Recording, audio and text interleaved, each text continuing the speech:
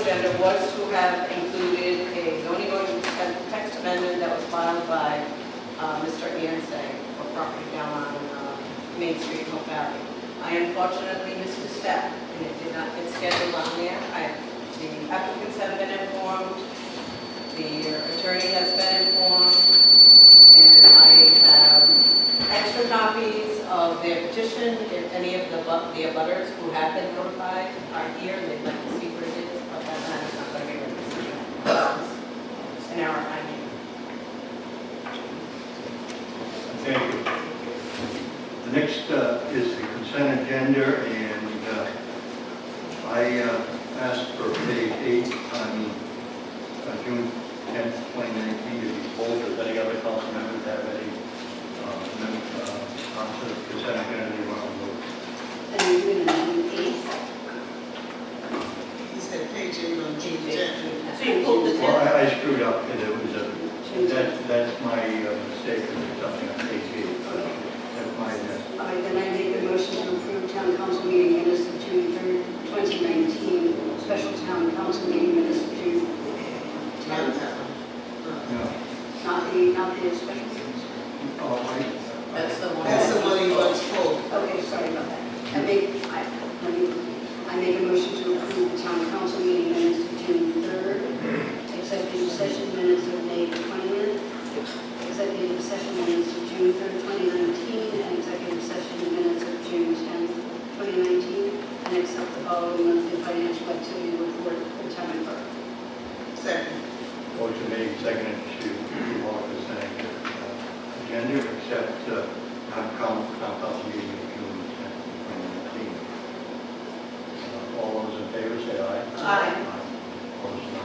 Motion affirmative, I declare. On page 8 on June 10th, I have brought this to the attention of the town clerk tonight, but Frances Barber, and I knew Frances Barber, she was for many years treasurer of Hope Valley Grain, is Lieutenant Frances, and I wasn't sure Beverly Ann was editing or not. That was a small point, but I think Beverly Ann might have no heat, and at least we're going to check that. With those exceptions, I would entertain a motion to adopt the minutes of June 10th. So moved. Second. Motion made and seconded to adopt the minutes with those corrections, potential corrections. All those in favor say aye. Aye. Motion carries to declare.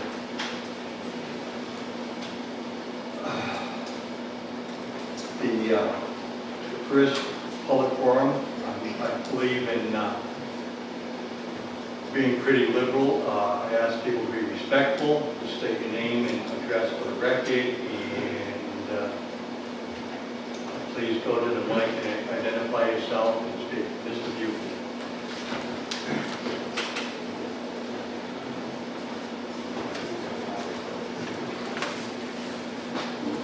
Harvey Buford, Conservation Commission.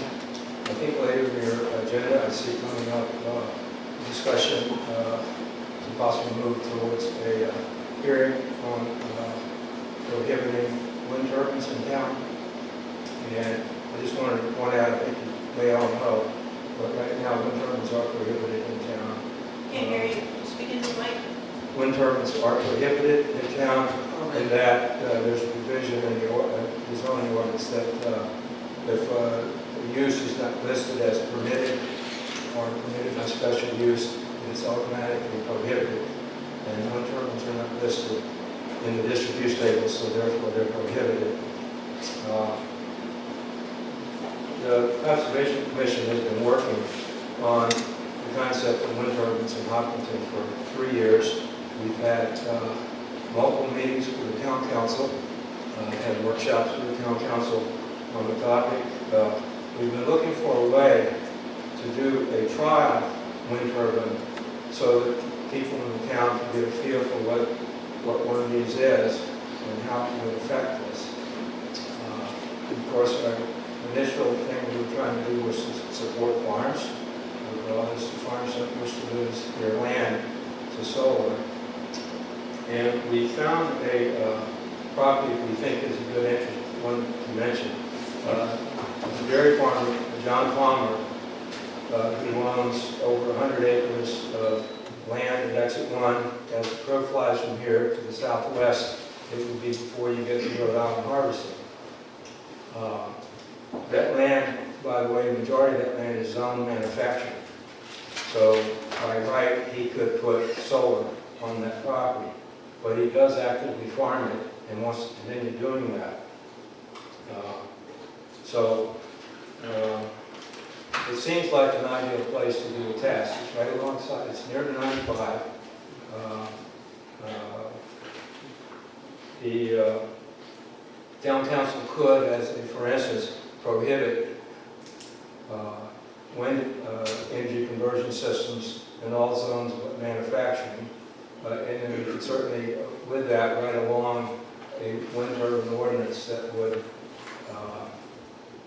set stringent rules so that there wouldn't be any great number of these, maybe only just that one. And it would give us a great way to do a test case. With that, the things that we had proposed to the town council in the past included a 50-acre conservation easement that goes around the wind turbine that can't be developed further as long as the wind turbine is there. We have setbacks, and there's also a sunset provision so that after a year of being permitted by ordinance, it would automatically go away unless renewed by the town council. So we really tried to set some stringent protections for the town so that we could test this out and see, because this is a way for this particular farmer to make considerable income to support his farming without having to take away his farmland, which is a big concern for the Conservation Commission. The nearest neighbor is over 1,000 feet, residential neighbor is over 1,000 feet away and is in favor, I believe, of this project, and he's here tonight and may wish to speak as well.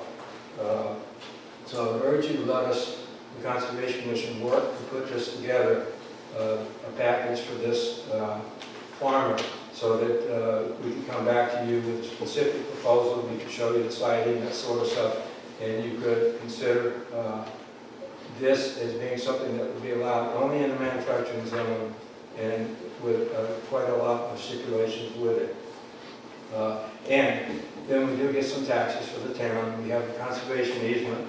We're going to power up about 350 houses off of this wind turbine, and it will support farming. Thank you. How tall is the turbine going to be? The turbines, I realize that. All right. Standard turbine height is 415 feet. And there'll be a hearing coming up, I'm sure.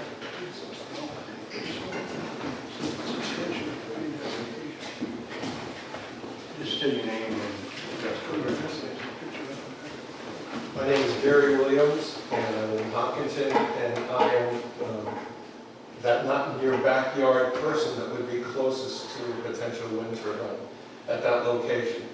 My feeling, at this point, I was approached by John Palmer, the person who was considering this, also by a representative of the company that would be involved in that.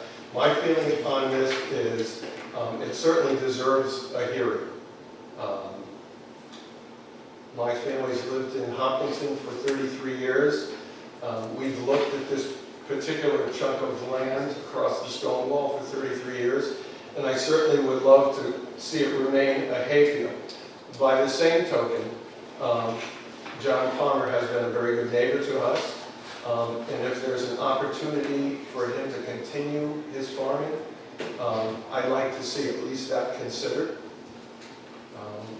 And I'd certainly like to know a lot more about it. We have an opportunity on the 25th of this month to visit another one of the turbines in a community that this particular company has placed in. So I'm going to be going to do that, and I would invite any of you to do as well if you haven't. But I rather than reject it out of hand, I think it deserves a look. Thank you. Is anybody else for the first public forum? Luann Form,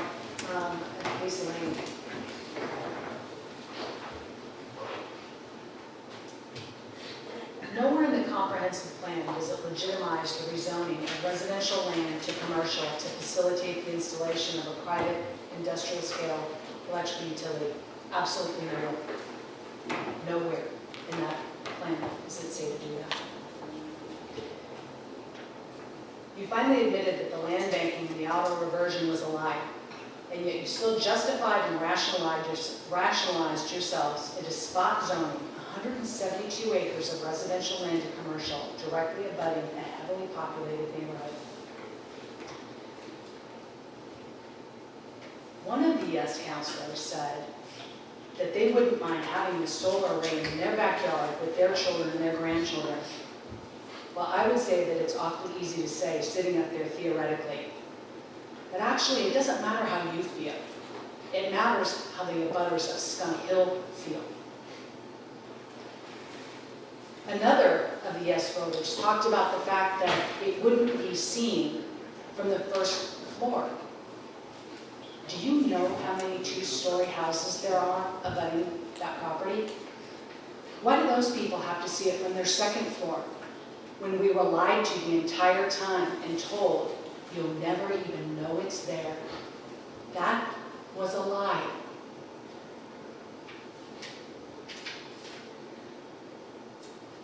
Then we have a skewed property value report introduced after the closing of the hearing.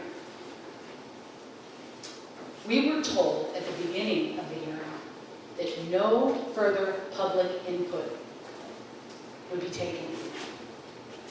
So I guess the rules are different for those of you that sit up there than they are for us, the ones that are affected. You can talk to any realtor that does not have a financial vested interest in a project, and they will tell you point blank that there will be property value changes, particularly on direct abutters. No question. You have property, people that are looking for property that go upstairs and look out those second-story windows. And guess what? They can find other houses where they can look out second-story windows and not see a bank of solar panels. There is absolutely no question. And to suggest otherwise is a suggestion that we're all stupid. And let me assure you, we're not. You've made a significant miscalculation if you think things are just going to calm down and it's going to go back to business as usual. You've seriously underestimated the residents of Hopkinton and the groundswell of the resistance for this particular project. You've disrespected the legal process. You've disrespected the abutters' rights. You even disrespected a Native American who came in here and tried to get you to listen to his concerns about conserving his Native American culture. You just disrespected all of it. And when you made the decision that you made on 610, you lost any respect I had for you at that point. Anybody else? Please state your name and address for the record, please. Stephen Weedle, 11 Old Depot Road. So as a citizen of this town that's shown an interest in opposition to industrial size solar facilities in residential areas for the past year, I found certain consistencies over time.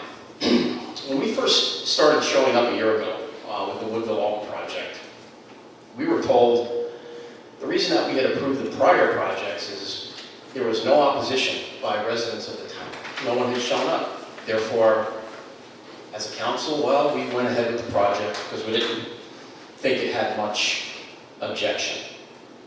Well, obviously, things have changed since then. But one of the additional points we noted at the time was the restricted nature given to abutters of the projects themselves, which I think we were told that state law mandated a 250-foot notice to property abutters when there was going to be a project of this nature that was going to occur. And I think the pushback at the time was that's nowhere near reasonable in this day and age to have 250 feet of abutters told about a project that could be up to 100 acres. And that it may be the minimum standard by law, it may be the minimum the state requires, but why does that have to be our standard? in Hopkinton? Why does it have to be what we do?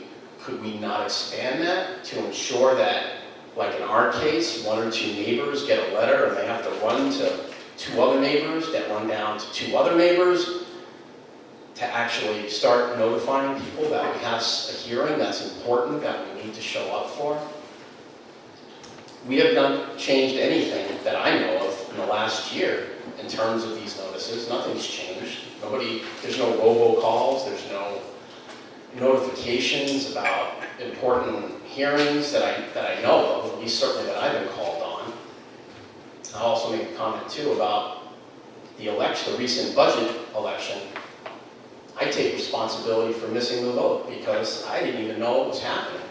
And I look at it that and saying, it's my fault as a resident to not know, but what has my town leadership done to notify the residents when these things are coming up? Could you do better? Could we expect better to know when these things are coming up? And like I said, I'm around here quite frequently, and it still went over my head, and I'm a little embarrassed by it, but when you see that only about, 200 people voted, and we have, 8,000 people in this town, that's a shame. It's a crying shame. We can do better. But will anything change in that regard? I don't know. So I would say that the unfairness in our process continues. The developers and experts always testify that projects are fantastic and they'll be an asset to all of our communities. They'll bring money, they'll bring no objection, they won't be seen, they'll be perfect, they're not loud, the wildlife will love to, high-five the fences because they go by, whatever. We're always told that anyway, but does it have to be that way? In other words, is there a way, instead of having experts march in each time by people who stand to make millions of dollars, is there a fee that could be charged where there's experts that are obtained and maybe a fee paid by a developer that can be objective, that can go out and look at the project and give independent, objective testimony to the council and the residents that are not tied to the project? Is that something we can do? I don't know if we can do that. But I can tell you right now that if you ask residents of this town if this current system is fair, when the big pockets of developers can come into these halls and articulate over days and days and days with expert after expert how these things should go by and get approved. And we as residents have absolutely no bearing, no ability to go out and hire our own, unless we literally hire our own as a citizens group, put our own money in. There can be changes to that. If they want to continue to do business with us, then maybe they should pony up some money. Maybe there should be an expert that's obtained independently.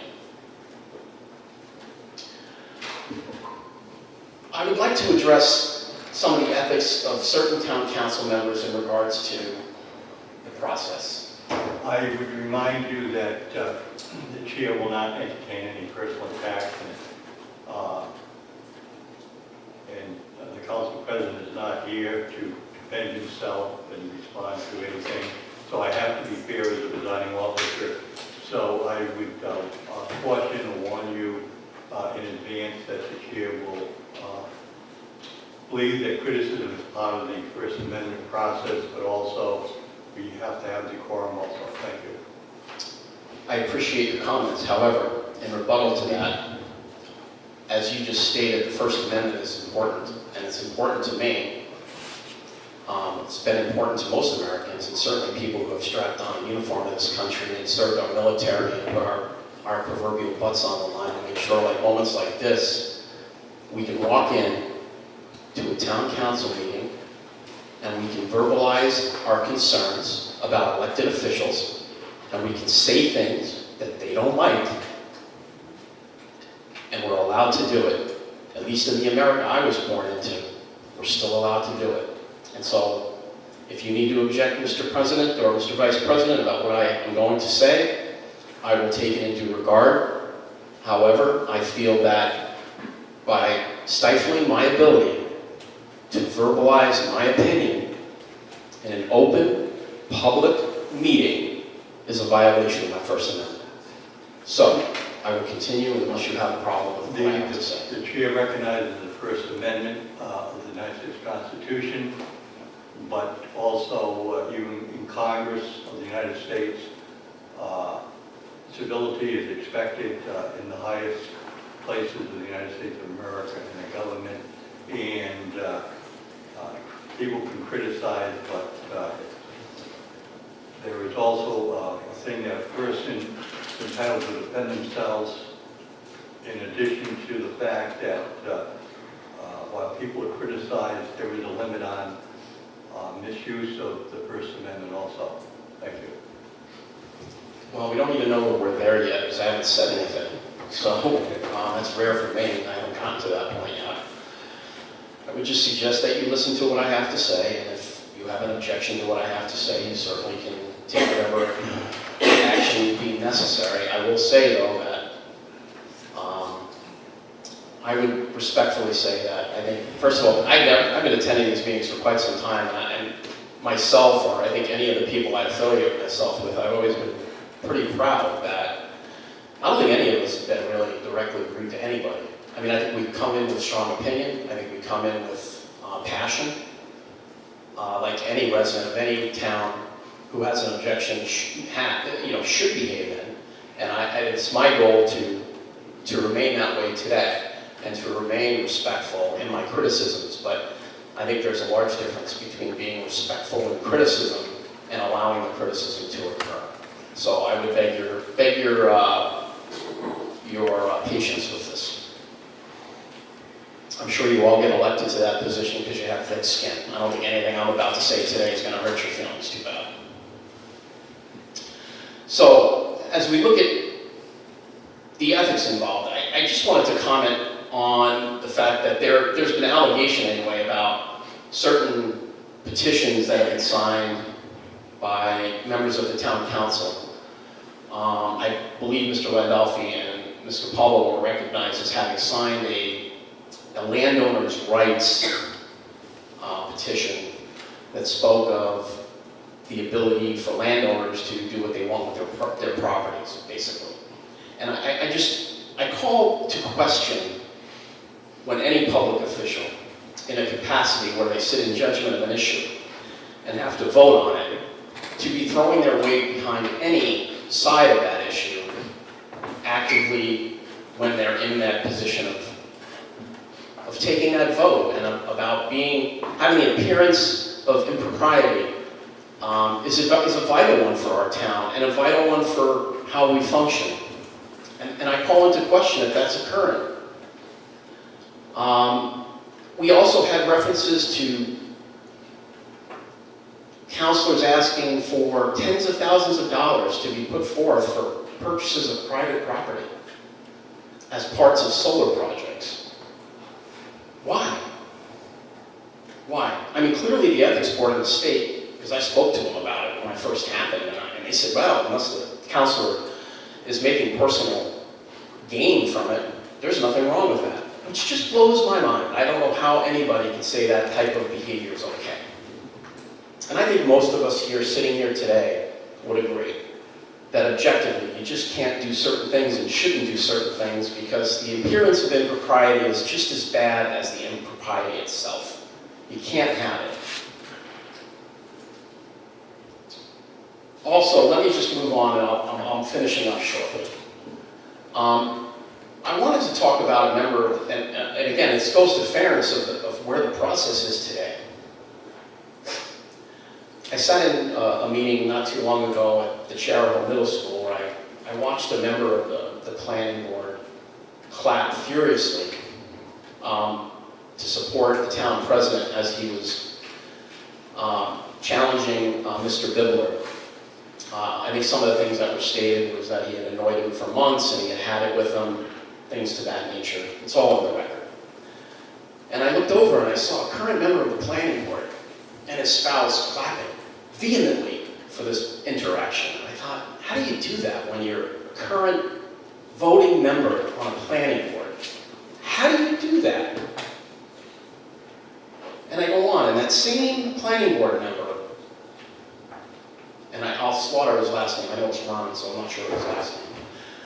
But on Facebook, he wrote an entry, at least certainly with his name, And it says, his entry was, the anti-solar people have a professional lobbyist and an expensive lawyer, and many talking points they present are false and only agitate people. This is a sitting member of a current planning board that votes on these topics and these issues. What are we doing? What is he doing?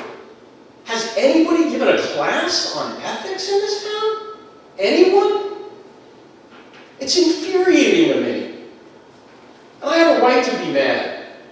People that are doing that, when you're sitting in a position of authority or a position where you've been assigned or appointed, you cannot engage in these types of things publicly because we don't have confidence in people that do it on either side because you can't be trusted to be objective. And that's not right. Did anybody ask that particular person send a letter to the ethics board and ask if they should be voting on anything in the near future? I don't know. I don't know. If they didn't, they should. And if they didn't even, it doesn't matter to me. I don't care what the ethics board of the state says. I consider myself pretty roundly objective, and that's just not something you should do. The same person stands up and holds up an internet article in the last planning board meeting, referencing a Canadian internet source about electricity being shorted in our country if we don't find ways to find alternate ways of power. And my feeling was, here we are once again in a town of Hopkinton worrying about our small country town with 8,000 folks in it getting, and the most divisive point we could be at in probably a very long time in town, and we're worried about international policy and state policy. How about focusing on where we are supposed to focus at a town level, at a planning board level, at a town council level, and not let others who are state representatives and congressmen and senators worry about the other stuff. Let's worry about what we're doing to each other here.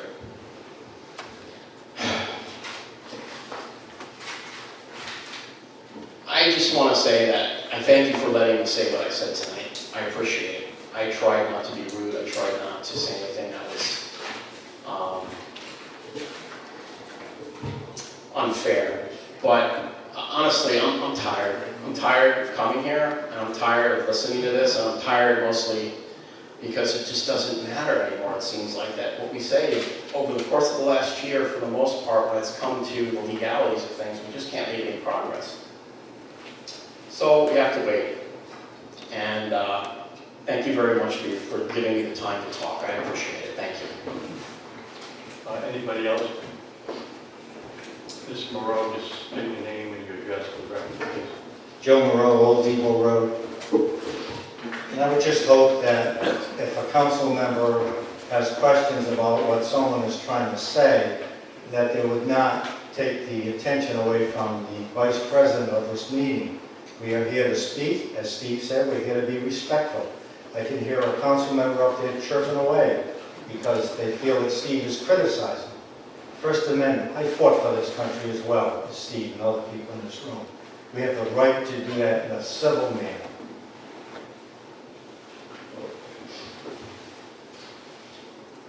One thing I'd like to mention, hadn't thought about talking about this, but as far as wind turbines, if you go down Route 6 and look at the farmland, what was left of it, and see the massive wind turbines that are there, they didn't stop at one, it's probably 7 or 8.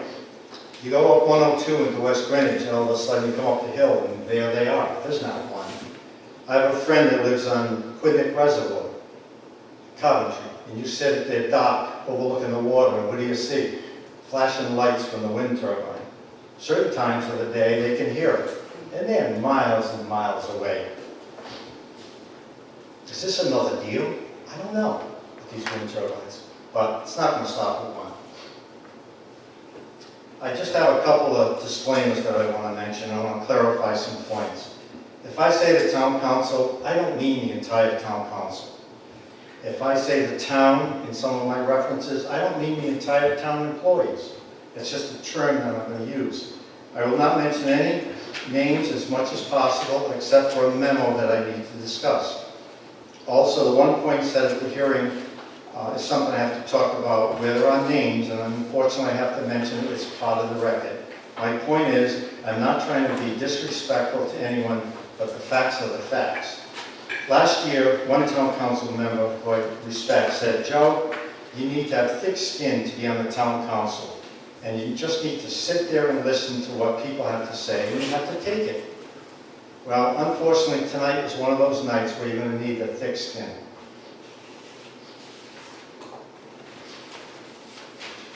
For more than a year now, I have tried to learn as much as possible about our town and the people running our town. Sometimes I feel the more I learn, the less I like it. Town calendar. I've brought this up, this is the 4th time. I looked at the town calendar and I printed it on June 5th. And when I looked at the meeting for June 10th, the start time was 7 p.m. I sent this to all the town council members.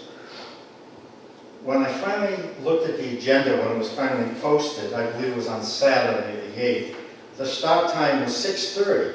So I looked at 7 o'clock on the calendar, 6:30, and I'm saying, what is going on? I just don't understand it. As I said, it's the 4th time I've mentioned it. Some of the answers I've received in the past, oh, it's the text fault. We'll look into it. It's on the Secretary of State's website anyway, so what's the big deal? Well, it is a big deal. Many people look at our town calendar to plan their schedules. I heard a list of requirements and expectations from the developers for the Skunk Hill Road project at the June 10th meeting. The town can't get a simple thing like the start time correct on the town calendar. And we think that the town will monitor these solar projects. What could go wrong? The town calendar start time, and we can't get it correct. The June 10th hearing. First thing I noticed when I walked in were 3 police officers. Well, that was unusual. Gym was packed, residents were standing. I don't know if the town council saw this, but several residents were holding up their no signs. We listened and we listened to all of the comments made by the town council to justify their votes. It was obvious to myself and others that some town council members were told to tone down their demands that we used in Brushy Brook. It's obvious. And this is where I have to mention some names. On January 21st, 2019, 3:52, Kyle Palumbo, thank you Kevin, received, I just left you a voicemail, kindly call me back in my cell at your convenience. From Kevin J. McAllister, January 22nd, to Kyle and CC Joe Sakarchi, I believe. Subject, reference, external letter to Southern Sky and Councilor Barbara Capalvo. Kyle, please call Councilor Capalvo directly for any clarification to her letter. She will be available before 10:15 or after. Thank you, Kevin.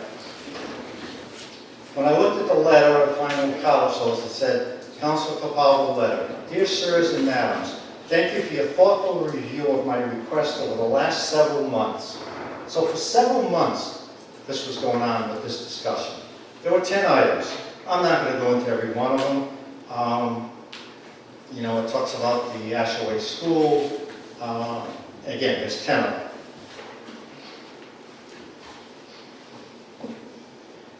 For the June 10th meeting, it was a different version.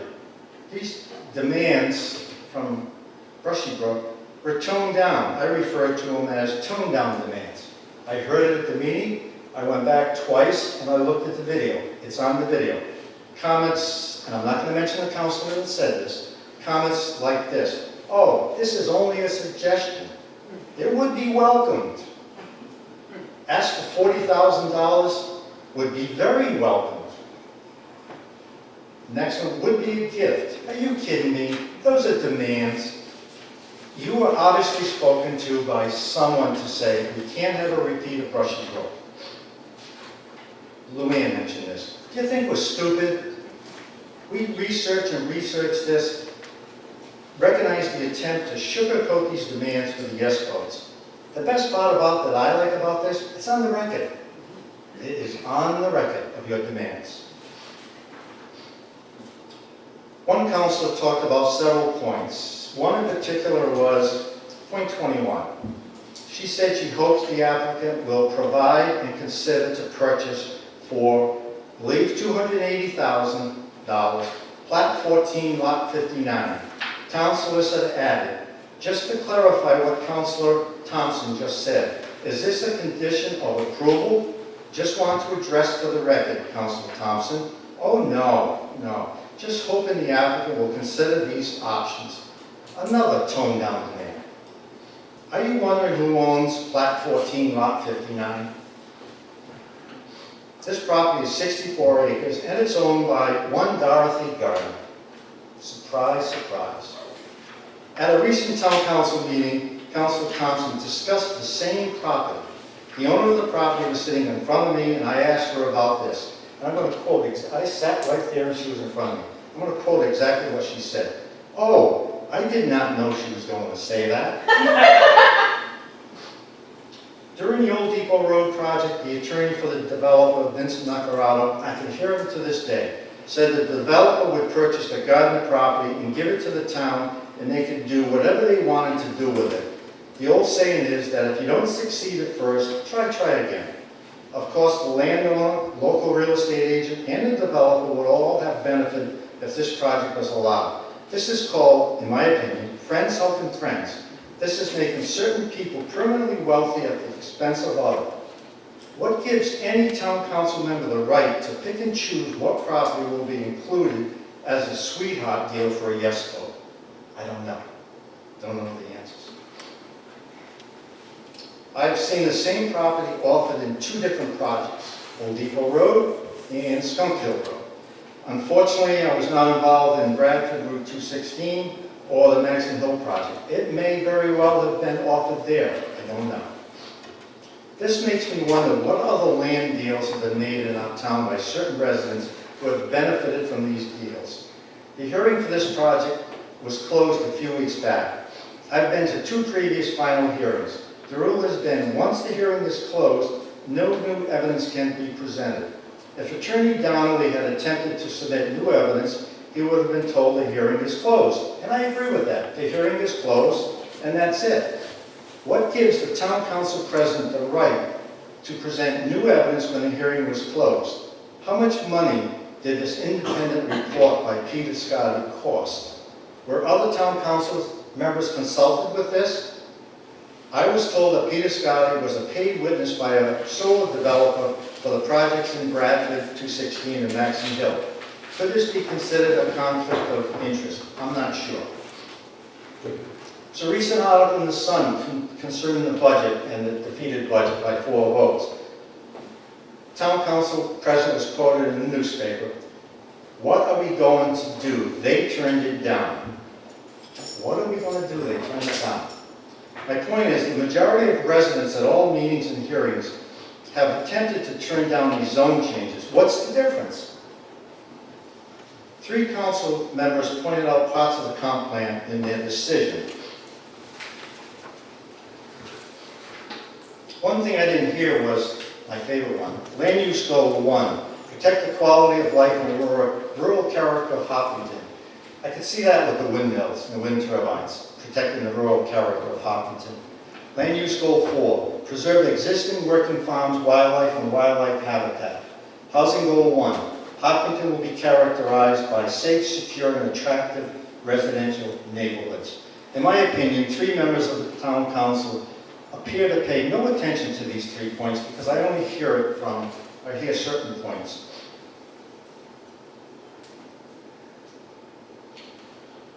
At the meeting on June 10th, a woman was leaving and she was crying. She went up to the council and said something, but she was hysterical crying. One of her children was walking behind her, probably 6 or 7 years old, and this young child said, "Mommy, it'll be okay." This woman is in tears walking up. "Mommy, it'll be okay." I looked over One town council member was talking with the attorney and the developer. What happened to helping our own residents before out-of-town developers and attorneys? I tried to get the attention to calm this woman down, but she didn't hear me calling out to her, probably because she was all upset. Before I make my final comments, I want to thank Sharon and Scott on the record for consistently listening to the majority of the residents who are against these zone changes. And thank you both. What is obvious to myself and others is that some members of the town council set the stage for this dog and pony show on June 10th. That's what it is, in my opinion. In my opinion, what little respect some members of the town council had is gone by many residents after that show. This present council has about 34 regular town council meetings left. It may seem like 134, but it's about 34. My concern is how much damage will some of the town council members do to our town. I look forward to any referendum to replace some town council members, and I can't wait for the election in 2020. A friend of mine and resident gave me a great slogan, "Hell no, they gotta go." A few residents have said we should have t-shirts made that say, "Vote for Joe." We shall see about that. Thank you to those town council members who have voted against these projects, these zone changes, and thanks to all the residents who have worked so hard to protect the quality of life and rural character of Hopkinton. And that's all I have to say. Okay, is there any others for the first public forum? Is there any others for the first public forum? Okay, next agenda item is the council president report. I learned yesterday that Council President Frank Landolfi participating in a father-son event with his son Brian, golf situation, so I'm presiding tonight.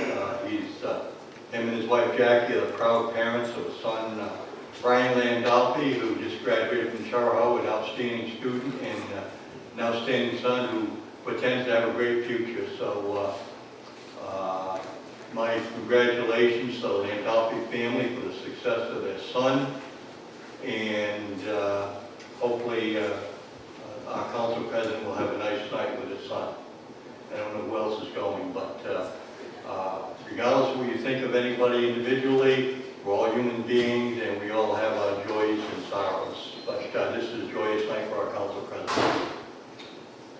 He also had on the agenda the second annual golf tournament for the Hopkinton Police Department, and I'm sure he will cover that in the next council president report at the next meeting. Okay, the next item of business is new business. Number one, discuss, consider, and vote to adopt financial resolutions and tax resolutions for the fiscal year beginning July 1st, 2019. Mr. Rosso, do you wish to speak? Yeah, with just questions, or I'd be more than happy to address them. Town Manager McGarry? Okay. Yeah, I'd be more than happy to answer any questions, or,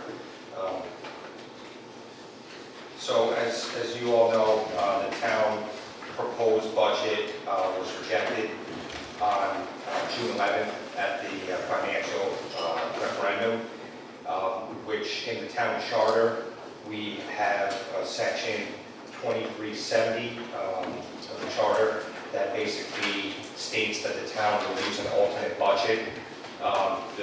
The short and simple explanation of the alternate budget is it's last year's budget, with the exception of the school expense and state aid revenue, two line items that we obviously have no control over. So it wouldn't make much sense if we were to revert back to last year's.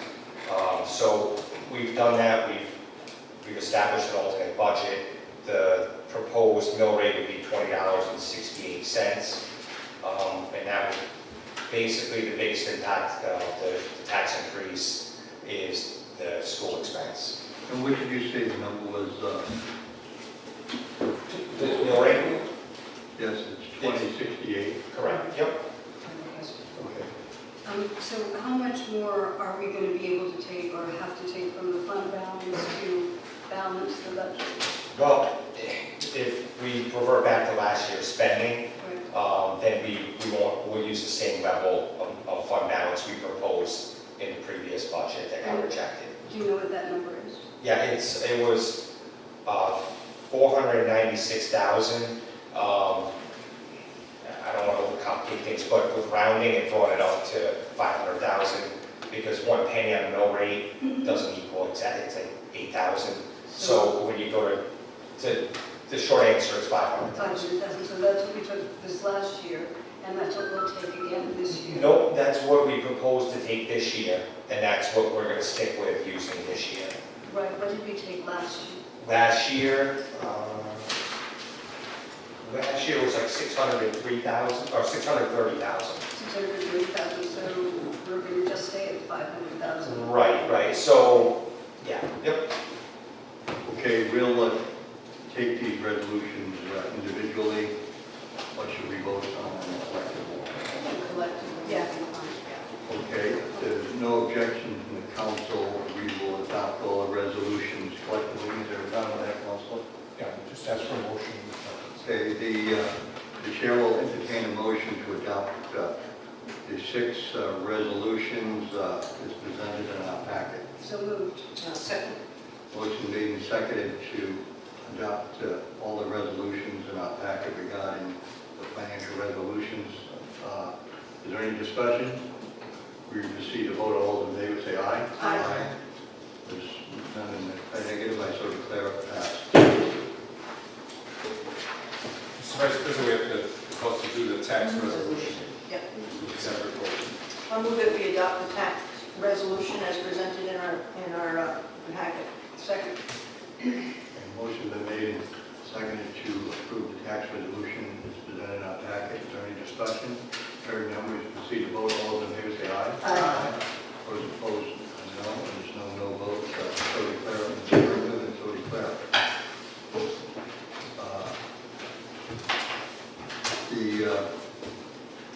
Now, emergencies. Discuss, consider, and vote to adopt the town's updated 5-year comprehensive emergency management plan. And Ron McDonald is here, our emergency management director. The purpose of this is, like acting president stated, is to update our 5-year emergency operations plan, which is now called the Comprehensive Emergency Management Plan. Basically, all that was changed mostly was a lot of typing and formatting to kind of mirror the way the state Comprehensive Emergency Management Plan was made. There's a few technical corrections to the storm-ready weather portion because one of the offices moved location, but besides that, everything remained the same and everyone's functions remained the same. I'd like to make a motion to adopt the town's updated 5-year comprehensive emergency management plan. Second. Motion made and seconded to adopt the town's updated 5-year comprehensive emergency management plan. Is there any discussion? I just want to say thank you very much for doing that. That's quite an enormous task. Thank you. And I'm very glad to have that in hand. So thank you. That was the same comment I would make, is thank you for keeping up on this. It's very important. Thank I you. need to review it myself, but I will try to make some time to, I know it's like 164 pages, I'll try to look it over. I know Lisa gave it to me, and I thank you for doing that, and it's tough to stay on top of all these regulations, and I know since 9/11, everything in that sphere has really taken off, and people are paying closer attention, so I thank you for that. And we will proceed to vote. All those in favor say aye. Aye. Those opposed, nay. The motion carries. Thank you. Thanks, Ron. Number 3, discuss, consider, vote to adjust for as uncollectible the 2007 motor vehicle supplemental tangible taxes along with 2008 motor vehicle prepaid and real property tangible taxes in the amount of $46,793.32 consistent with Round General Law 9/1/13. So moved. Second. Motion made and seconded to approve this motion. Number 3 under new business. Any discussion? All those in favor say aye. Aye. Aye. And those opposed, no. No votes. Number 4, discuss, consider, and vote to set a hearing date for an amendment to the zoning district use table to prohibit wind turbines in all zones. Can I respond? Okay. In thinking this over, I realized, and I passed out to the council a memo, because the change in the district use table, it is a zoning change, and that we should also look at our comprehensive plan. There are 2 sections where it asks us to consider a proposal, but if we're going to move forward with this, we also need to move forward with changes to the text of the comprehensive plan, and I've outlined 2 areas. So, and also to refer this to the planning board so they could comment or advise us on how the wording for the, and if they're in favor of this change. So I would ask that, I tell you what, I move that we set a hearing date of August 19th. Is that a For, Monday? it must be, that's, Yes. yeah, that will allow time for the planning board to meet earlier in the month to look this over, send it to us, and of course, it all has to be advertised 3 times. That's why we won't be able to have the hearing until August 19th. But it would be good to include them because they're very involved in the comprehensive plan. I also think it would be good because if we wait till August, we'll be able to have the Conservation Commission take a look at this too, because I know they've been looking at it for 3 years. Okay, I would say that I picked up on the planning board now being referred to that, and I was going to bring it up on that you said it before I did, and I had it in my notes. So I made a motion, but there hasn't been a second yet. Do you include the planning board? Yes. Second. Motion being seconded to setting hearing date of August 19th, dealing with wind turbines, and we refer to planning board, and you also said a conservation commission? No, it's for the planning board to look at, make an advisory before our hearing date. Okay, motion been made and seconded to set August 19th for a hearing on change in the zoning district use table.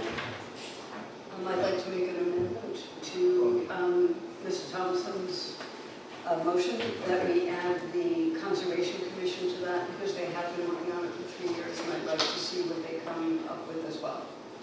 Okay, we'll vote on, do I have a second for that amendment? Okay, motion made to amend the motion. We'll vote on the amendment first. The motion is to set August 19th as a hearing for the change in the zoning district use table. The amendment is With the to... planning board input and input from the Conservation Commission. So we'll vote on the amendment first? Yeah, so all those in favor of the amendment as I just stated? Yes. Aye. Who's opposed? No. So, I mean, I say yes, so the motion's unanimous. And I vote for it. Have to vote on the main. Okay, the main motion is that we set August 19th as a hearing for the amendment to the zoning district use table dealing with wind turbines with planning board and conservation commission input. Is that at 7 p.m., Lisa? Yes. 7 p.m. and it'll be at the town council, town hall? Yes. Should we include that in the I'm motion? not sure, it should, you might need to have it at the school. Who would be? Just because there's a lot of interest in it. Okay. Ample time to make the change if I can't get the school. Great, thank you. Okay. I'll try to get. So how is the motion as the president stated? I'll try to get any one of them, whatever's available. It's fine. Make sure you repeat the motion as you have it taken. So the motion was made and seconded to set August 19th as the hearing date for the wind turbine zoning use table, district use table amendment, and that it's going to be sent to the planning board for their advisory as well as the Conservation Commission, and that we're going to set it at one of the schools. Okay, on August 19th. And I mean, it was, But wasn't it part of the motion also to include the comprehensive plan text amendment? I don't know if we did, but I know that that's something that you put in writing, so yes. So there's no objection, the comprehensive plan update will be included in that motion. Yes. You got that all? I will have that all. Okay. Is there any further discussion? No. I'm trying to be a patient moderator. Is there any other discussion? No, just that, the comprehensive plan said, consider things, and we're gonna consider it, and we'll take all information that we can get. Okay. It would be appreciated. Okay, I'm going to call the vote. We've heard the motion dealing with hearing on the zoning district use table on August 19th, dealing with wind turbines from input from the planning board and the conservation commission at one of the schools. Yes, we didn't identify which school we At picked. one of the schools. All those in favor say aye. Aye. There's no negative votes, I so declare it passed. Last public forum. Is there any person that wishes to address the town council? Just state your name and address the record. Jeff Light, 43 Forest Pine Drive. Good evening. Yeah, watching once I've been coming to these community meetings, which I found very beneficial. The consistent theme is always, we need more money. I don't know anybody who walks around saying, I don't want any more money. But, whether it's the root cause of needing more money is the bad deal with the school budget and the obligations to the school. So one might want to put up wind turbines or solar panels or, I don't know, put those things in the river that make electricity off of current, whatever. But until this crappy deal with the school goes away, and not virtually three quarters to be accurate, of every tax dollar goes to something where they'll listen and outvote us every time, which they consistently appear to do. So you can keep fluffing everything around, make the bills look good, but at the end of the day, the root cause is the problem. And I would seek counsel in how we can address it as a town, residents, elected, appointed, regular citizens, let's focus on the problem, not the derivative problems around it, because that isn't getting anybody anywhere. It's not really making people a lot of friends. And I think everybody in this town has a heart of gold, believes in what they want to do, and is maintaining the rural character of this town. Everybody wants to do it in different ways. But at the same point, the elephant in the room is 72 cents on the dollar. I have no problem if this guy wants to do what he wants to do with his land and apply to put up a wind turbine, but do we need a wind turbine to really know that it makes noise and is really tall and everybody sees it? I don't know. I'm just bringing that up. But thanks for listening. So I pay my taxes so I can do this. Thanks all. Is anybody else that wants to speak at the last public forum? Anybody else want to speak at the last public forum? Okay, I will entertain a motion to adjourn. Motion to adjourn. Second. Motion made and seconded to adjourn.